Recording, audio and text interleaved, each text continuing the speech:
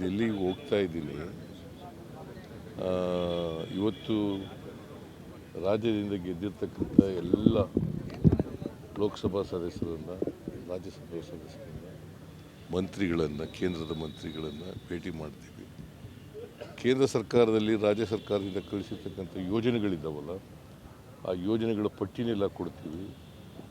ಮತ್ತು ರಾಜ್ಯ ಸರ್ಕಾರದ ಪರವಾಗಿ ನೀವೆಲ್ಲರೂ ಕೂಡ ಈ ಯೋಜನೆಗಳನ್ನು ಮಂಜೂರು ಮಾಡಿಸ್ತಕ್ಕಂಥ, ಹಣ ಬಿಡುಗಡೆ ಮಾಡಿಸ್ತಕ್ಕಂಥ, ಸಂಪನ್ಮೂಲ ರಾಜ್ಯ ಸರ್ಕಾರಕ್ಕೆ ಸಂಪನ್ಮೂಲ ಹೆಚ್ಚು ಮಾಡಲಿಕ್ಕೆ ಸಹಾಯ ಮಾಡ್ತಕ್ಕಂಥ ಪ್ರಯತ್ನವನ್ನು ಮಾಡಬೇಕು.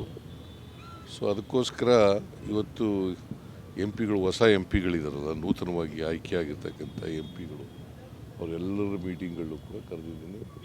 ರಾಜ್ಯಸಭಾ ಸದಸ್ಯರು ಕರೆದಿದ್ದೀನಿ. ಸೊ ವಿಶೇಷವಾಗಿ ನಮ್ಮಲ್ಲಿ ಕೂಡ ಅನೇಕ ಜನ ಮಂತ್ರಿಗಳು ಕೂಡ ಬರ್ತಾಯಿದ್ರು ಆ ಇಲಾಖೆಗೆ ಸಂಬಂಧಪಟ್ಟಂಥ ಯೋಜನೆಗಳನ್ನು ವಿವರಿಸಲಿಕ್ಕೋಸ್ಕರ. ನಾನು ಭೂ ಸಾರಿಗೆ ಸಚಿವರನ್ನು ಭೇಟಿ ಮಾಡ್ತಾಯಿದ್ದೀನಿ. ಆಮೇಲೆ ಪ್ರೈಮ್ ಮಿನಿಸ್ಟರನ್ನ ಭೇಟಿ ಮಾಡ್ತಕ್ಕಂಥದ್ದು ಮಾಡ್ತಾಯಿದ್ದೀನಿ. ಆಮೇಲೆ ಹೋಮ್ ಮಿನಿಸ್ಟರ್ನ ಭೇಟಿ ಮಾಡ್ತಕ್ಕಂಥದ್ದು ಮಾಡ್ತೀವಿ.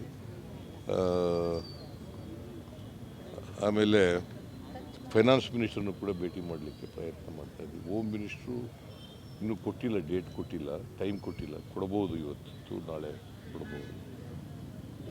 ಇವರು ಕೊಟ್ಬಿಟ್ಟಿದ್ದಾರೆ ಈಗಾಗಲೇ, ಯಾರು, ಗಡ್ಕರಿ ಅವರು. ಆಮೇಲೆ ರೈಲ್ವೆ ಮಂತ್ರಿನೂ ಕೂಡ ಭೇಟಿ ಮಾಡಬೇಕು ಅಂತ ಇದ್ದೀನಿ. ಆಮೇಲೆ ನೀರಾವರಿ ಮಂತ್ರಿನೂ ಭೇಟಿ ಮಾಡಬೇಕು ಅಂತ ಇದ್ದೀನಿ.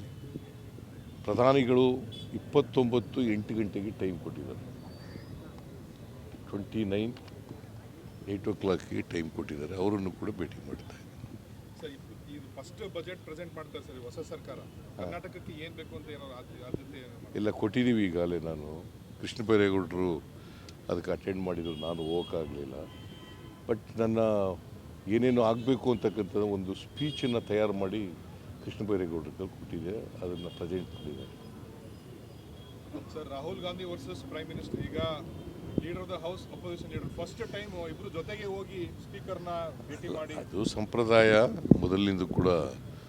Leader of the opposition, prime minister ಒಟ್ಟಿಗೆ ಕರ್ಕೊಂಡೋಗಿ ಅವ್ರನ್ನ ಪೀಠದ ಮೇಲೆ ಕುಳ್ಳಿರಿಸಿ ಅವರಿಗೆ ಶುಭಾಶಯ ಕೋರ್ತಕ್ಕಂಥದ್ದು ಮೊದಲಿಂದ ನಡ್ಕೊ ಬಂದಿರತಕ್ಕಂಥ ಸಂಪ್ರದಾಯ.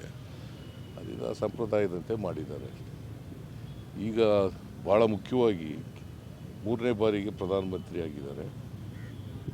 ಸೊ ರಾಹುಲ್ ಗಾಂಧಿಯವರು ಈ ಸಂದರ್ಭದಲ್ಲಿ, ಬಿಕಾಸ್ ಇಡೀ ದೇಶನೆಲ್ಲ ಸುತ್ತಿದ್ರು ರಾಹುಲ್ ಗಾಂಧಿಯವರು, ಜೊತೆಗೆ ಪಾದಯಾತ್ರೆ ಮಾಡಿದ್ರು, 2 ಬಾರಿ ಪಾದಯಾತ್ರೆ ಮಾಡಿದ್ರು. ಸೊ ಅವರಿಗೆ ದೇಶದ ಸಮಸ್ಯೆಗಳೆಲ್ಲ ಅರಿವಿದೆ.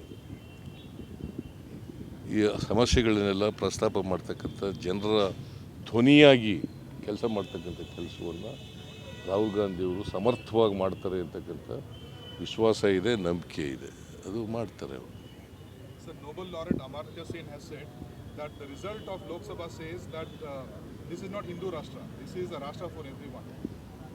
ನಾವು ಮೊದಲಿಂದ ಹೇಳ್ತಾ ಇದ್ದೀವಿ, ಇದು ಬಹುತ್ವದ ರಾಷ್ಟ್ರ, ಎಲ್ಲರ ರಾಷ್ಟ್ರ.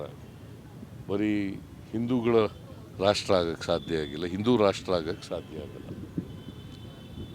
ಯಾಕಂದರೆ ಇಲ್ಲಿ ಎಲ್ಲ ಜಾತಿ ಧರ್ಮದವ್ರು, ಎಲ್ಲ ಜಾತಿಯವರು ಇದ್ದಾರೆ, ಎಲ್ಲ ಧರ್ಮದವರು ಇದ್ದಾರೆ, ಎಲ್ಲ ಭಾಷೆಯವರು ಇದ್ದಾರೆ.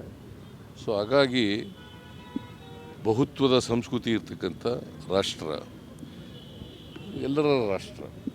ಅದು ಅಮರ್ತ್ಯ ಸೇನ್ ಅವರು ಹೇಳಿರ್ತಕ್ಕಂಥದ್ದು ಸರಿಯಾಗಿದೆ.